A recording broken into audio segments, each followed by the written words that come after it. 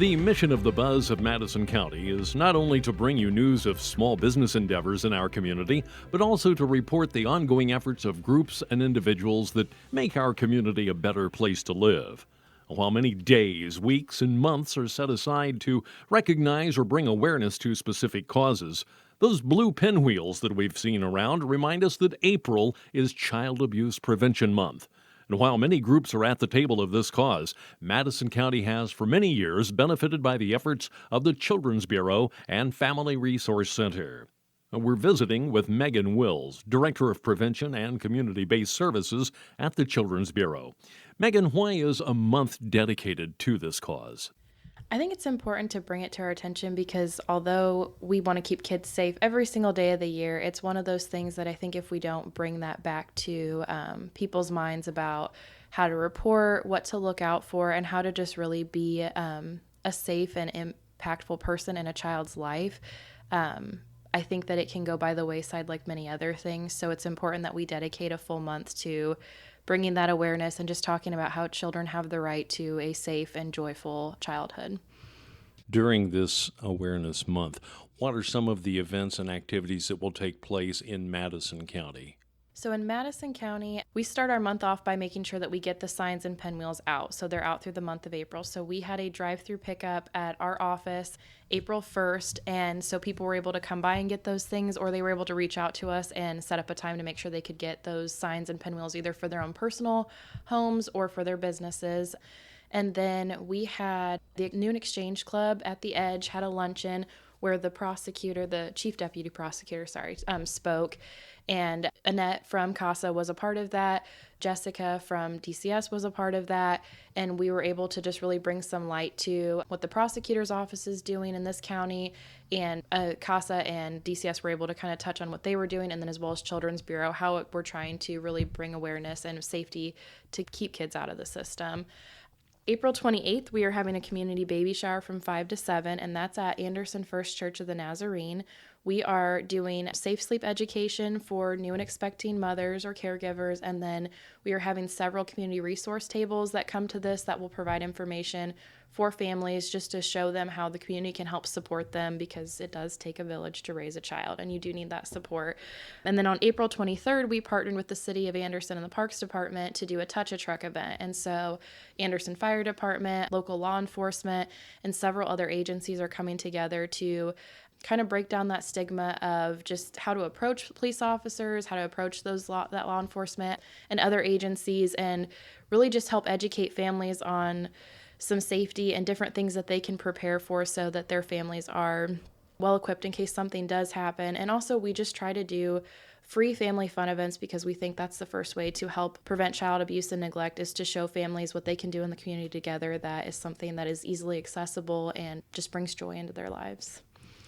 Megan, we see a lot of statistics that make the newspaper, but let's talk about right here at home. Mm-hmm. Does the problem of child abuse exist right here in our backyard? Absolutely, yes. I think that child abuse and neglect is very prevalent. There's a lot of things trying to combat it, but it's still going on, and that's why all of us are working tirelessly to make sure we can try to get involved beforehand. A lot of people are afraid that once DCS becomes involved or Children's Bureau becomes involved, they're going to come in and take my kids and I'll never have them back and never see them again. Let's talk about what really happens when that motion is set into process.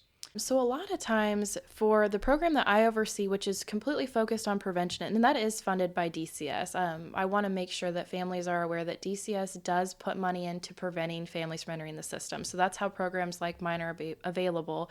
But we provide that hands-on, in-home case management to help families access what they need. So whether it is someone who just fell on hard times, so they're struggling to pay monthly bills, or it is someone that's just they were raised in and out of the system, so that's all they know. So they're really doing the best they can, and they just need someone to come in and show them some better ways. So that's always something that we try to do. And again, we put everything we can into preventing kids from entering the system.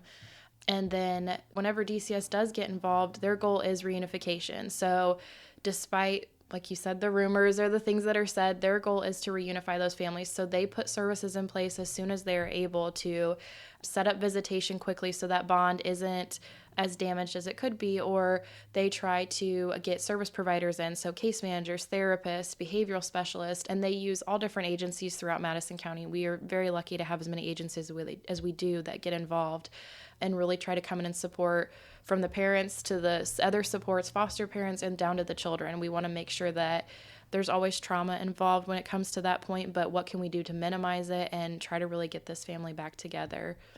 Let's talk about what goes on within these walls. Like I mentioned, I oversee prevention, so I have liaisons that serve the counties. So I cover Hamilton, Hancock, Madison, and Tipton counties, and we have liaisons that go out and do that in-home case management on the prevention side. So before families have an open case with DCS, they can be a part of that program.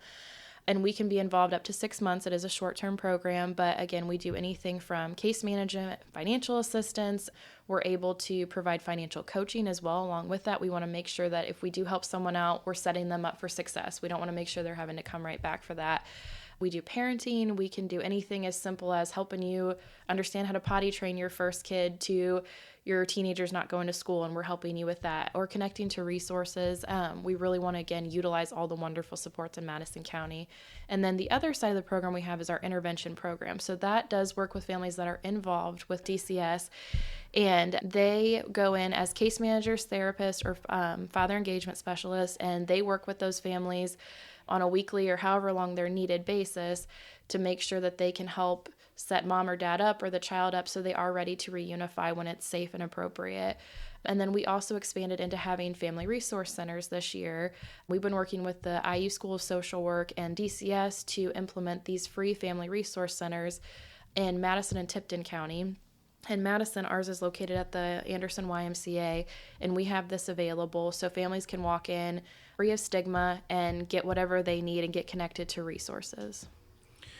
Did things get worse during these past 2 years when a lot of us were in lockdown and there were stress levels raised from the standpoint of how am I going to pay the bills, and now I have to watch the kids all day and I'm locked in with them? We see a lot of things intensify. Yes, absolutely. The severity of things, I think since there weren't as many eyes on children, by the time it did get a call, it was law enforcement or something else that was going out. And so by the time the calls got to an agency that could step in or to DCS, it was severe. And so that was something we saw an increase in. And then we just saw a lot of people stressing financially before any of the stimulus money kicked in or other supports.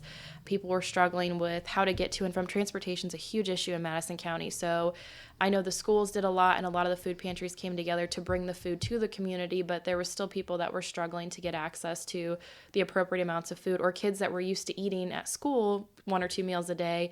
Parents were trying to make up for that cost and try to find access to that. And then we just saw, like you said, the amount of time people spend together, and that affected no matter what income bracket you're in. You're trying to work, you're struggling with whether it was sickness yourself that COVID impacted or just the stress in the community, the stress that we were all under. And then you have your kids home 24/7 and the schools were trying to figure out how to get education to the kids. I think everyone did the best they could, but we did see an increase in child abuse and neglect. How can someone help head off this problem if they think that it's coming to a head? If families are struggling, and obviously those struggles are going to eventually translate from emotional to physical, and then we end up with a worse problem. How can people become involved?